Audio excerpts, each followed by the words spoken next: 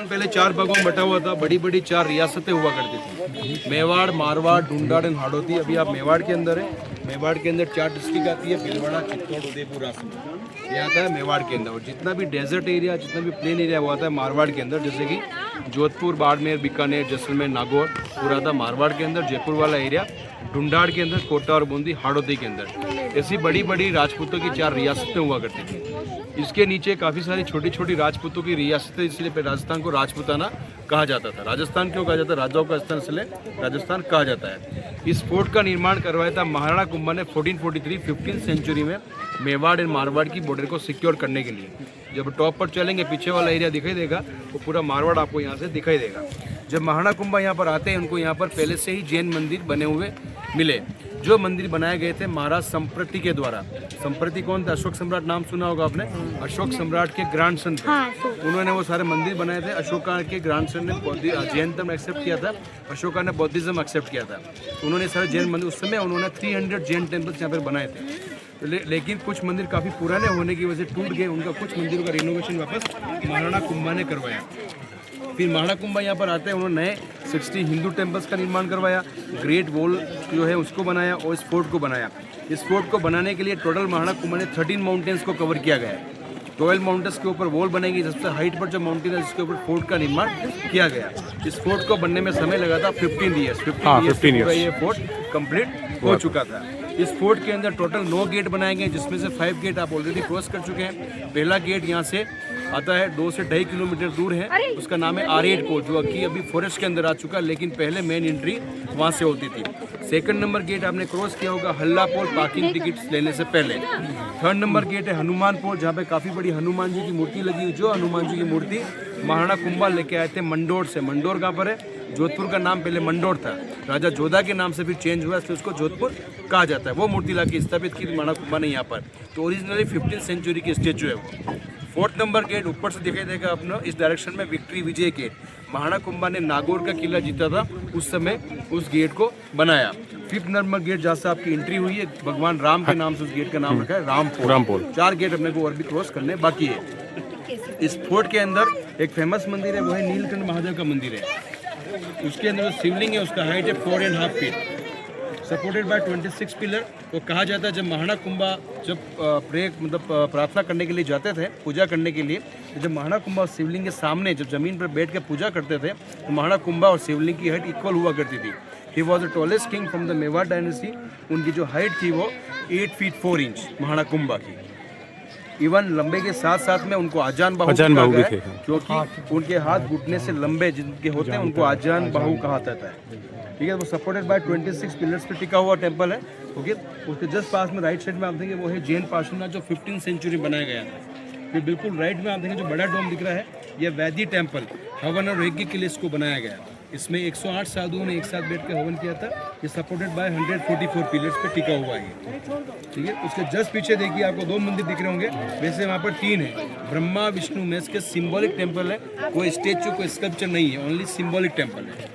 ये भी तभी 15th सेंचुरी के। फिर राइट में आप देखेंगे ये गणेश टेंपल है, और बिल्कुल राइट में आप चलेंगे बैक साइड में वो है लक्ष्मी विष्णु टेंपल। ऊपर चलेंगे नौ दुर्गा चामुंडा माता का टेंपल। कुछ टेंपल यहाँ पर एक्टिव है, इसमें नौ दुर्गा चामुंडा माता का, लक्ष्मी विष्णु और वैदिक टेंपल आप जा सकते हैं, और विष्णु शिव टेंपल जा सकते हैं। बाकी जितने भी टेंपल है सारे बंद है, अनएक्टिव टेंपल्स है। गणेश टेंपल साल में एक बार खुलता है, गणेश चतुर्थी पर खोला जाता है। क्यों?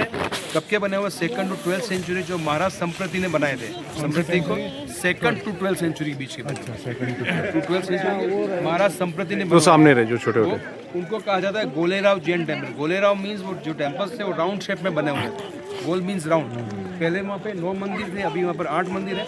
एक मंदिर टूट गया है, लेकिन उसके अवशेष वहाँ पर मौजूद हैं। अभी भी इस फोर्ट के अंदर टोटल 83 टेंपल्स इंटैक्ट कंडीशन में खड़े हुए हैं, जैन और हिंदू दोनों मिला के। फिर आप देखेंगे ये जो लोग रह रहे हैं ये यहाँ पर रहते हैं 19th सेंचुरी से 1884 से। जो महाराणा फतेह सिंह जी के बारे में अगर सुना होगा आपने, जिन्होंने फतेह सागर लेक बनाया, वही महाराणा फतेह सिंह जी यहाँ पर आते हैं। इस फोर्ट का वापस रिनोवेशन करवाते हैं कब? 19th सेंचुरी में। उन्हीं के साथ ये आए हुए पठान है, ये पठान है, वो 19th सेंचुरी यहीं पे रह रहे हैं। नीचे कुछ घर दिख रहे होंगे आपको, वो राजपूत है, वो भी 19th सेंचुरी यहीं पे रह रहे हैं। फिर दूर यहाँ से आप देखेंगे एक गांव दिखेगा ट्राइबल है, वो भी यहीं से रहते हैं। ये तो बहुत पुराने रहते हैं, 19th सेंचुरी से पहले से। ये ट्राइबल जो भील जाति के लोग जिन्होंने काफ़ी सबसे बड़ी जो महत्वपूर्ण भूमिका। 5 नंबर गेट था रामपोल, ठीक है। 6 नंबर गेट है, थोड़ा तेज बोलोगे भैया। उसका नाम है भैरव पोल। भैरव पोल क्यों कहा जाता है? जब महाराणा कुंभा और उनके जो आर्किटेक्ट थे जिनका नाम था मंडन व्यास, तो मंडन व्यास की देखरेख में पूरा ये फोर्ट बना है। जब वो यहाँ पर आते हैं, जब इस फोर्ट को बनाना प्रारंभ करते हैं, तो यहाँ पे ऐसी कुछ घटनाएं घटती है जिसकी वजह से महाराणा कुंभा काफ़ी चिंतित हो गए थे। यहाँ पर क्या हुआ था कि जैसे कि दिन को दीवारें बनाते थे, रात को दीवारें ऑटोमेटिकली गिर जाती थी। ऐसा सिलसिला 7 से 8 दिनों तक चलता रहा, जिससे महाराणा कुंभा काफ़ी चिंतित हो गए। तो महाराणा कुंभा यहाँ पर जाते हैं लोकल लोगों के पास में, उनसे उपाय पूछा जाता है कि क्या वजह इसकी वजह से फोर्ट नहीं बन पा रहा है। यहाँ पर लोकल लोग ये बताते हैं कि यहाँ पर एक महात्मा है, मुनि ऋषि है, जो काफ़ी सालों से इन्हीं जंगलों में तपस्या करते हैं, वही इसका उपाय बता सकते हैं। फिर महाराणा कुंभा उन ऋषि के पास जाते हैं, उन ऋषि से रिक्वेस्ट करते हैं और ऋषि से पूछते हैं कि क्या वजह जिसकी वजह से यहाँ पर फोर्ट नहीं बन पा रहा है। तो ऋषि बताते हैं कि यहाँ पर कोई देवी का श्राप है, कोई देवी का श्राप है पुराने समय से, जिसलिए यहाँ पे फोर्ट नहीं बन सकता।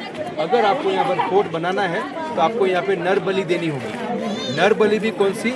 सेल्फ नर बलि, मतलब सेल्फ ह्यूमन सेक्रीफाइस। जो व्यक्ति खुद का स्वेच्छा से आके कहता है तो मेरी बलि आप ले सकते हैं, जिसको आप फोर्सली नहीं कर सकते। फिर कहा जाता है महाराणा कुंभा वहाँ से वापस लौटते हैं और यहाँ पर आते हैं। यहाँ पर जो लोकल लोग थे उनको बुलाया जाता है, उस मीटिंग अरेंज की जाती है। उस मीटिंग में अनाउंस किया जाता है जो भी व्यक्ति अपनी इच्छा से बलि देने का इच्छुक को आके मिले, उसकी फैमिली की देखरेख पूरी मेवाड़ रियासत करेगी। लेकिन ऐसा व्यक्ति उनको नहीं मिलता है। जब ऐसा व्यक्ति उनको नहीं मिलता है तो काफ़ी नर्वस हो जाते हैं, वापस यहाँ से जाने लगते हैं। जाने की सूचना उन्हीं भैरव मुनि, जिनका मेड बाबा नाम था, उनको पता चलता है कि महाराणा कुंभा यहाँ से जा रहे हैं। तो वो भैरव मुनि महाराणा कुंभा के पास आते हैं और खुद अपनी बलि के लिए बोलते हैं।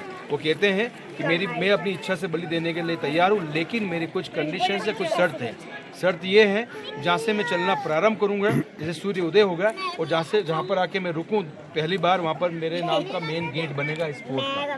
इस गेट का जो मेन गेट बनाया जाएगा वो मेरे नाम से बनाया जाएगा। जहाँ पर मैं दूसरी बार रुकूँगा वहाँ पर मेरी बलि दी जाएगी, बलि भी राजा के द्वारा ही, क्योंकि वो चाहते थे राजा के द्वारा बलि होगी उनको मोक्ष मिलेगा। राजा के द्वारा बलि दी जाएगी। जहाँ पे बलि होगी, जहाँ पर सिर गिरेगा मेरा, वहाँ पर मेरा सिंबॉलिक मंदिर बनाना है, और जहाँ पर मेरा धड़ गिरेगा वहाँ पर मेरी मेन समाधि बनानी है। तो महाराणा कुंभा उनकी बात को मान जाते हैं। फिर भैरव मुनि आते हैं, जब सूर्य उदय होता है वो चलना प्रारंभ करते हैं। तो पहली बार आके रुकते हैं कहाँ पर? उस गेट पर, इसलिए उस गेट का नाम भैरव पोल है। फिर वहाँ से वापस चलना प्रारंभ करते हैं, दूसरी बार आके रुकते हैं यहाँ पर रुकते, यहाँ पर उनकी बलि दी जाती है। किनकी? भैरव मुनि। यहाँ पर भैरव मुनि की बलि दी जाती है। उनका हेड यहाँ पर गिरता है, उनका सिंबॉलिक मंदिर बनाया गया है। अब आप सोचिए, यहाँ से without headless body, without head उनकी बॉडी चलती रहती है कंटिन्यूसली। जो कितने मीटर? 700 मीटर तक उनकी बॉडी चलती हुई जाती है। जब टॉप पर जाते हैं और टॉप पर उनकी बॉडी गिरती है, जहाँ पर उनका मेन मंदिर बनाया जाता है, मेन समाधि ऊपर बनाई जाती है। फिर कहा जाता है जब इस फोर्ट को वापस बनाना प्रारंभ करते हैं, तब जाके ये फोर्ट बन के तैयार होता है। इसलिए उस गेट का नाम रखा गया है भैरव पोल। नींबू पोल बढ़ेगी, ठीक है। तो जो बात तो मार्ग दिखाया था, जब हल्दी घाटी युद्ध के बारे में सुना होगा आप लोगों ने। हल्दी घाटी का युद्ध हुआ था महाराणा प्रताप और अकबर का सेनापति मान सिंह के बीच में। अकबर स्वयं कभी युद्ध लड़ने नहीं आया। जब कहा जाता है जब हल्दी घाटी युद्ध चल रहा होता है, उस दौरान अकबर का एक और सेनापति था जिसका नाम था बहलोल खां। बहलोल खां भी काफ़ी ताकतवर और काफ़ी लंबा चौड़ा था। और जब महाराणा प्रताप और बहलोल खां का जब आमना सामना होता है, तो महाराणा प्रताप, आप सोचिए, एक तलवार एक हाथ से कवच सहित, घोड़े सहित उसको बीच में से अलग कर देते हैं, चीर देते हैं। फिर वो मारने के लिए जाते हैं, किसको? मान सिंह को मारने के लिए। मान सिंह बैठा हुआ था हाथी के ऊपर, जो हाथी के ऊपर बैठने का होता है उसको होदा बोलते हैं, उसमें बैठा हुआ था। फिर महाराणा प्रताप उसकी तरफ दौड़ते हैं अपने घोड़े के साथ, और घोड़े की लगाम खींचते हैं, जिससे घोड़ा अपनी दोनों टांगों के ऊपर करता है और हाथी के सूंड के ऊपर रहता है। फिर महाराणा प्रताप भाले से वार करते हैं, जिससे माहौत मारा जाता है, लेकिन मानसिंह बच जाता है। उसी दौरान हाथी अपनी सूंड को घुमाता है, सूंड के अंदर होती तलवार, तो घुमाने से चेतक की एक पीछे की एक टांग कट जाती है। टांग कटने से चेतक नीचे गिर जाता है, चेतक नीचे गिर जाता है। महाराणा प्रताप नीचे का, तब तक क्या मुगल की सेना उनको घेर लेती है। तो महाराणा प्रताप एक सेनापति थे जिनका नाम था जाला मन्ना। जाला मन्ना देख लेते हैं, उनको लगता है अपने स्वामी को घेर लिया है, तो जाला मन्ना बीच में कूद जाते हैं। कूद के महाराणा प्रताप का मुकुट पहन लेते हैं। मुकुट पहन के फिर जाला मन्ना वहाँ से भगते हैं। तो मुगलों को लगता है कि महाराणा प्रताप भग रहे हैं, तो उनके पीछे फिर मुगल्स भगते हैं तब तक महाराणा प्रताप वापस खड़े होते। आप सोचिए चेतक हॉर्स भी इतना इंटेलिजेंट, इतना मतलब वफादार हॉर्स हुआ करता था, वो भी खड़ा होता 3 टांगों पर अपने स्वामी को बचाने के लिए। महाराणा प्रताप को 3 टांगों पर वो दौड़ता है, उसके सामने आ जाता है 25 फीट की रिवर। उस 25 फीट की रिवर को भी वो छलांग मारता है, क्रॉस करता है, और थोड़ा दूर चलने पर वो शहीद हो जाता है। वहाँ पर चेतक हॉर्स वहाँ पर शहीद हो जाता है। फिर महाराणा प्रताप उनकी समाधि वहाँ बनाते हैं। फिर महाराणा प्रताप के जो भाई थे उनका नाम था शक्ति सिंह के घोड़े का नाम था त्राटक। उस त्राटक घोड़े से महाराणा प्रताप यहाँ पर लौटते हैं। यहाँ पे कुछ समय रहते हैं महाराणा प्रताप, फिर वो चले जाते हैं ईडर। लेकिन ईडर जाने से पहले उनके एक कजन ब्रदर थे जिनका नाम था बांसोनगरा, उनको यह पूरा किला सुपुर्द करके वो चले जाते ईडर। ईडर क्यों जाते हैं? वहाँ पे कोई भामाशाह रहते थे, जैन लोग रहते थे, उनको ये पता लगा कि मेवाड़ को भी फाइनेंस की आवश्यकता है, तो महाराणा प्रताप को पत्र लिखते हैं, वो बुलाते हैं वहाँ पर, आप यहाँ पे आइए, हम आपको पैसों से मदद करते हैं। वहाँ महाराणा प्रताप चले जाते हैं वहाँ पर। लेकिन अकबर को कुछ ऐसा लगता है कि महाराणा प्रताप यहीं पे रुके हुए हैं, तो उसका सेनापति था जिसका नाम था शाहबाज खां। हल्दी घाटी का युद्ध हुआ था 1576 में, और शाहबाज खां यहाँ पर आता 1578 में। लेकिन शाहबाज खां जब यहाँ तो पहुँच तो जाता है वो, लेकिन उसको मतलब कहा जाता है कि 1 साल लग गया था इस फोर्ट को ढूंढने में। वो इन जंगलों में गुम चुका था।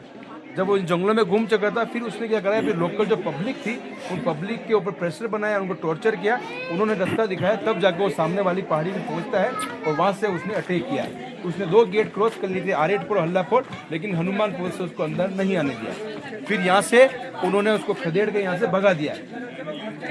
फिर कहा जाता है महाराणा प्रताप को पता लगता है कि यहाँ पर अटैक हो गया, तो महाराणा प्रताप वापस यहाँ पर लौटते हैं। लेकिन शाहबाज का उस समय तक जा चुका था। वो जाता है दिल्ली और कहता है कि हम महाराणा प्रताप को नहीं पकड़ पा रहे हैं। तो वो अकबर कहता है इसका क्या रीजन है, क्या वजह है जिसकी वजह से महाराणा प्रताप को अपन नहीं पकड़ पा रहे हैं। तो उसका चाचा था अकबर का, इसका नाम था सुल्तान खां, और उसी शाहबाज खां को वापस यहाँ भेजा गया। वापस यहाँ पे भेजते हैं, वो यहाँ पर नहीं आते, अटैक यहाँ पर नहीं करते हैं, लेकिन वो थोड़े दिन गाँव में रहते हैं और गाँव वालों से इन्फॉर्मेशन लेते हैं। इन्फॉर्मेशन को ये मिलती है कि महाराणा प्रताप को आसपास के जो पड़ोसी जो स्टेट हैं वो उनको पैसों से लगा के, खाने पीने चीज़ों से लगा के, हथियारों से लेके उनको मदद करते हैं। वो ऐसी 4 जगह थी। वो काम कौन सी थी? एक दिवेर के जंगल, एक देसूरी के जंगल, एक देबारी के जंगल, एक देवल जो गुजरात से रास्ता आता था। जो दिवेर के जंगल था वहाँ से मुगलों को भी हथियार आते थे, अजमेर से रास्ता भी आता था, मारवाड़ से भी रास्ता आता था। और देसूरी जो थे मारवाड़ से मदद मिलती थी महाराणा प्रताप को। और दिवेर है, देबारी है, उदयपुर के पास है, वहाँ से चित्तौड़ की तरफ से मदद मिलती थी। और देवल एक जगह है जो गुजरात से उनको मदद मिलती थी। ऐसी जगह सुल्तान खान ने क्या करा, सेना की टुकड़ी बिठा दी, मतलब बटालियन वहाँ पर बिठा देते हैं। लेकिन सबसे बड़ी जो बटालियन बिठे वो दिवेर के जंगल में बिठे, वहाँ बिठा, जिससे महाराणा प्रताप, उनके लड़के अमर सिंह जी और जितनी भी सेना थी उनसे गिर जाते हैं। उनके धीरे धीरे खाने पीने की चीज़ें सारी खत्म होती जा रही थी। तो उनके लड़के उनके फादर को बोलते हैं महाराणा प्रताप को कि अपन ऐसा करते हैं, पहले छोटी छोटी जो बटालियन है उनको तोड़ते हैं, फिर बड़ी बटालियन को तोड़ेंगे। लेकिन महाराणा प्रताप मना करते थे। महाराणा प्रताप कहते हैं कि करेंगे तो सबसे बड़ी वाली बटालियन में अटैक करेंगे, जिससे छोटी वाली ऑटोमेटिकली बिखर जाएगी। फिर वो कहाँ अटैक करते हैं? दिवेर के जंगलों में। दिवेर का उसको कहा जाता है मैराथन कहा गया है, क्योंकि काफ़ी दिनों तक जो युद्ध चलता है उसको मैराथन कहते हैं। वहाँ पर अटैक करते हैं महाराणा प्रताप, उनके लड़के अमर सिंह जी। तो महाराणा प्रताप उसी शाहबाज खां का जब आमना सामना होता है तो महाराणा प्रताप उसको मार देते हैं। और फिर कहा जाता है सुल्तान खां जो था अकबर का चाचा, वो भी भयंकर योद्धा था, उसको मतलब हराना छोटे मोटे योद्धा की बात नहीं थी। लेकिन जब महाराणा अमर सिंह जी और सुल्तान खां का जब आमना सामना होता है इस युद्ध के दौरान, तो अमर सिंह जी ने एक ही भाले में उसको परास्त कर दिया, वो नीचे गिर जाता है। फिर कहा जाता है वो युद्ध वो जीत गए थे। कौन? महाराणा प्रताप। तो फिर क्या हो रहा था, हिंदू की लाशों को मतलब जलाया जा रहा था, मुस्लिम लाशों को गाड़ा जा रहा था। तो तब तक वो सुल्तान खान मरा नहीं था, नीचे पड़ा था, वो तड़प रहा था। तो वो महाराणा प्रताप को देख लेता है, महाराणा प्रताप को आवाज़ देता है, वो बुलाता है आपके सेना में ऐसा कौन सा योद्धा है जिसने मुझे युद्ध करने का मौका ही नहीं दिया, और उसने परास्त कर दिया। फिर कहा जाता है महाराणा प्रताप ने ऐसे ही एक सैनिक को आगे कह दिया कि ये वही योद्धा था जिसने आपको मारा था, लेकिन उसके वर्डिंग थे इसको तो मैं भी मरते मरते मार सकता हूँ, ये वो नहीं है। जिसने मुझे मारा था उनका चेहरा अलग था, उनकी आंखें अलग दिख रही थी। फिर महाराणा अमर सिंह जी को बुलाया जाता है, महाराणा प्रताप बुलाते तो वो पहचानता हाँ ये वही थे। फिर जब महाराणा प्रताप ने अमर सिंह जी को कहा कि इनका बाला निकालिए, तो बाला जब निकालने की उनकी नौबत आई तो बाला नहीं निकला, इतना मतलब लंबा चौड़ा, इतना मोटा था वो। फिर निकालने के लिए उनको सीने पे पैर रखने पड़े, और फिर बाला जब निकलता फिर सुल्तान खान मारा जाता है। वो था दिवेर का युद्ध जो जीत गए थे महाराणा प्रताप। फिर उस युद्ध के बाद में महाराणा प्रताप ने जितने भी जो किले थे उनके, जितनी भी जो मुगलों ने जो जगह कब्जे कर रखी थी, सारी खाली करवा दी थी, लेकिन एक चित्तौड़ का किला खाली नहीं करवा चित्तौड़गढ़ पाया। उसका रीजन था उनके शरीर में इन्फेक्शन हो गया था, पॉइजन फैल गया था। एक शेर से मतलब लेपर्ड से फाइट करते हुए नाखून लगने से उनका पॉइजन हो गया था। उसमें इतने इलाज नहीं थे तो उनकी डेथ हो जाती है। फिर वो किला कभी भी नहीं छुड़ा पाया। कौन? महाराणा प्रताप। देख रहे हैं आप वो? हाँ। वो ग्रेट वॉल ऑफ इंडिया है। इसकी लंबाई है 36 किलोमीटर, इसकी चौड़ाई है 21 फीट चौड़ाई है। 12 को जो सेमी सर्कल दिख रहे हैं, ऐसे ये सेमी सर्कल 700 बने हुए आर्चर्स के लिए, और एक सेमी सर्कल में 10 आर्चर्स खड़े रहते हैं। इसके साथ 7000 सेमी सर्कल में 7000 सोल्जर्स वहाँ पे रहते थे, खड़े रहते थे। ये पूरे इस वॉल के पीछे तक बने हुए सेमी सर्कल राउंड दिख रहे हैं, बुर्ज जिनको कहते हैं बुर्ज। ये पीछे आगे वो गेट दिख रहा है आपको, वो है विजय गेट, 4 नंबर गेट। कौन से वाला? अच्छा अच्छा, ठीक है ठीक है। जो लास्ट गाड़ी पार्क हो रही वो विजय गेट है, ठीक है। फिर आपके बैक साइड में 2 मंदिर देखेंगे, वो है पूरे जैन मंदिर है 2nd to 12th सेंचुरी से। नीचे मैंने दिखाए थे मंदिर, वो उसी टाइम पीरियड के 2nd to 12th सेंचुरी के। अब देखिए हवनशाला के पीछे देखिए आप 3 मंदिर दिख रहे होंगे, ब्रह्मा विष्णु महेश के सिंबॉलिक मंदिर अब दिख रहे हैं आपको। कहाँ से कहाँ पे? हाँ ये अच्छा अच्छा, ये दिखे। हाँ ठीक है। राइट ये कौन से? ब्रह्मा विष्णु महेश के जो तीनों। और राइट में आप देखेंगे ये वॉच टावर। नॉर्मली किसी फोर्ट में जाएंगे आपको 4 वॉच टावर मिलेंगे, यहाँ पर एक ही बना हुआ है। यहाँ से आधे से ऊपर का एरिया कवर होता है, मतलब 180 डिग्री एंगल का व्यू यहाँ से आप देख सकते हैं। जी हाँ। और जितनी बार जो अटैक हुए इस फोर्ट के ऊपर 17 बार, 17 के 17 बार इधर से हुए। इसी यही रूट था जो इजी मतलब पहुँच जाते थे। पीछे से अटैक करना बहुत डिफिकल्ट हुआ करता था, क्योंकि काफ़ी गहरी खाई है, फिर उन्हें दीवार बनी है, और काफ़ी घना जंगल हुआ करता था, काफ़ी जंगली जानवर भी हुआ करते थे। तो जितनी बार जो अटैक हुए 17 के 17 इस तरह से हुए। इसीलिए आप वॉल देखिए, काफ़ी फ्रंट पार्ट काफ़ी चौड़ा है इसका, काफ़ी मजबूत बना हुआ है। एक ही वॉच टावर जो बनाया है वो फ्रंट पार्ट में इधर बनाया महाराणा फतेह सिंह जी ने 19वीं सेंचुरी में यहाँ पे तोपें ला के रखी, 4 कैनन्स ला के रखी। कहाँ से? चित्तौड़ से यहाँ पे ला के रखी है। बाकी पहले ये एक छोटा जेल हुआ करता था, छोटी जेल हुआ करती थी महाराणा कुंभा के टाइम में। ठीक है सर। और ये जो आप पेड़ देख रहे हैं ये बैंगन ट्री है, ये भी 150 ईयर्स ओल्ड है। इससे 2 पेड़ है, एक यहाँ पर है, एक इसके अंदर, दोनों सेम टाइम पीरियड के। इसमें कुछ फल सा है वो, ये बरबंटी है तो। ये देखिए, ये है रेन वाटर हार्वेस्टिंग। पूरे फोर्ट का पानी इसमें स्टोर करते थे। पूरे रेन वाटर हार्वेस्टिंग सिस्टम सिर्फ एक लौती यही जगह है या और भी ऐसी ऐसी? फोर्ट के अंदर एक ही है। फोर्ट के अंदर जितना भी पानी बारिश होगी यहाँ रुकेगा? यहाँ रुकेगा। अच्छा ठीक है। फिर इसके अंदर एक कुआं था जो पानी को फिल्टर करने के लिए, आप सोचिए उसमें भी आरओ सिस्टम हुआ करता था। फिल्टर कैसे करते थे? इस कुएं और उस स्टेप वेल के बीच में एक होल था नीचे, उस होल के बीच में एलम, कार्बन और सेंट इनको सेट कर करते, जिसमें पानी धीरे धीरे फिल्टर होकर इसमें आता था। ये पानी को पीने का यूज़ किया करते। बंद इसलिए कर दिया है कि काफ़ी गंदगी कर दी पब्लिक ने, इसलिए उसको बंद किया। अदरवाइज नॉर्मली ओपन रहता है। उधर आप देखेंगे वो हॉर्स स्टेबल है, अस्तबल है घोड़ों का। कमांडर्स के घोड़े वहाँ बनते थे। तो अंदर एक और घोड़ा वो बना हुआ है अस्तबल, जो कि राजा के घोड़े के लिए अंदर बना हुआ है अस्तबल। अच्छा ठीक है सर। ये वाला जो आप गेट देख रहे हैं 9 नंबर गेट है, इसका नाम है पागड़ा फोर्ट। पागड़ा मीन्स जब भी कोई योद्धा या फिर कोई राजा युद्ध के लिए जाते थे, यहीं से वो पगड़ी पहन के फिर बाहर जाया करते थे।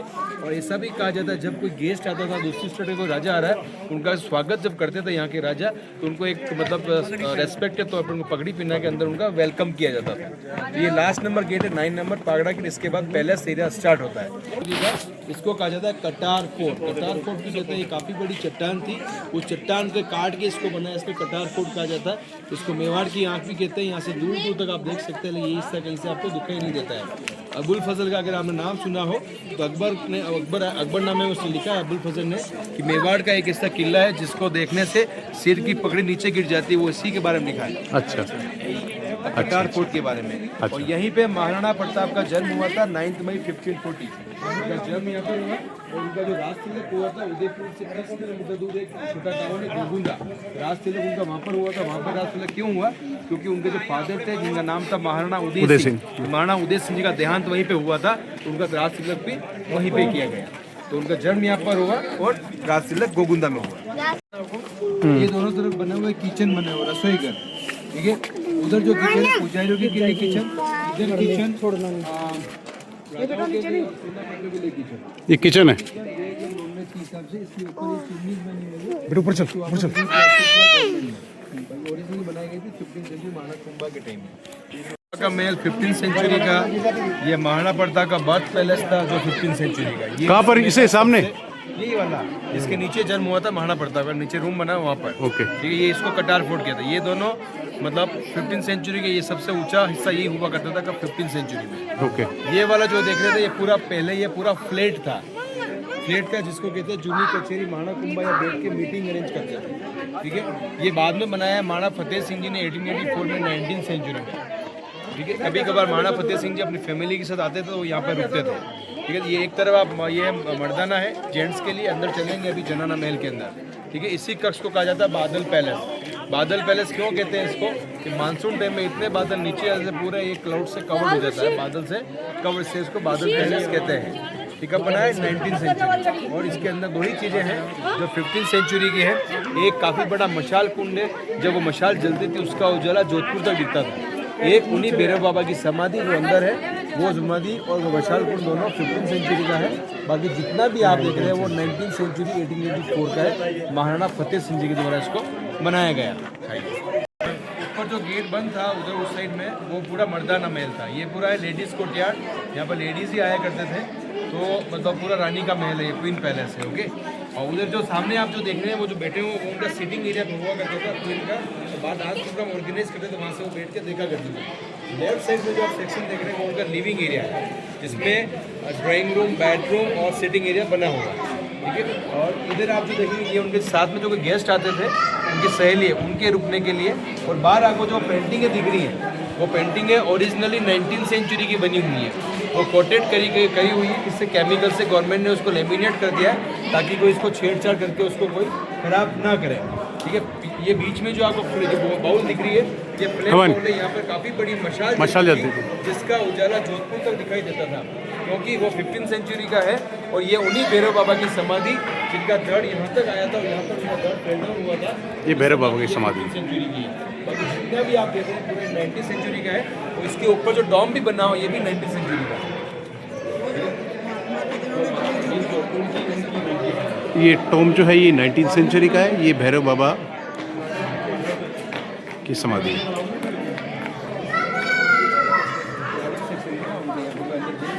तो एक गाइड भाई ने बताया कि यहाँ मशाल जलती थी और मशाल इतनी ऊंची होती थी कि इस मशाल जोधपुर तक दिखती थी। बहुत बढ़िया, आगे चलते हैं। मेवाड़ और मारवाड़ के बाद स्थित हूँ।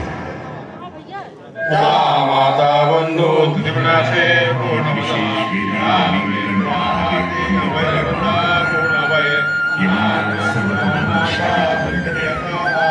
जिसमें चारों दिशाओं से प्रवेश किया जा सकता है।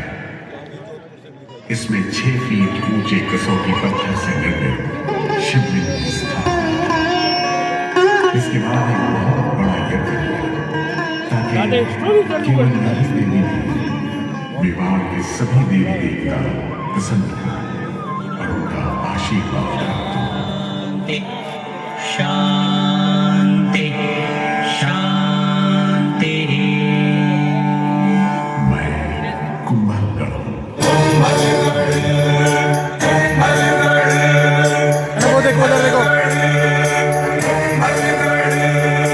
आठ अश्वसंग दौड़ सके इतना जिसका विस्तार है, लगातार 25 मील मेरी लंबी दीवार है।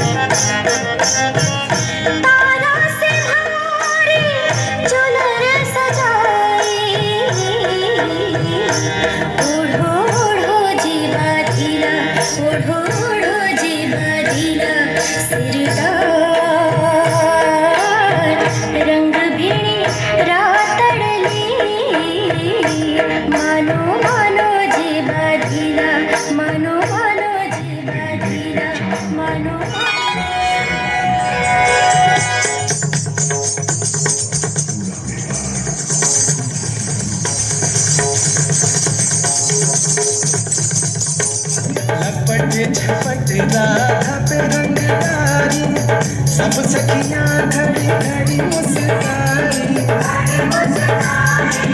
ललिता चंद्रा की चोली मस्तानी, गाना है सबके मन बसिया, आज भी रज में